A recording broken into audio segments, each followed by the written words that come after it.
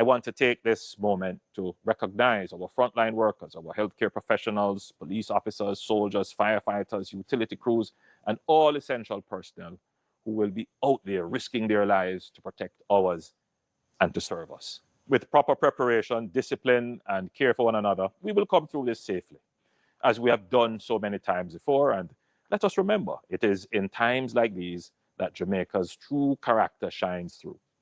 Reach out to your neighbor, check on the elderly, check on persons with disabilities, and anyone who may need help. That is who we are, a people who live by the principle, each one help one. While we must prepare for the worst, let us also pray for the best. In every adversity, we have found strength, not only in our resilience, but in the power of prayer.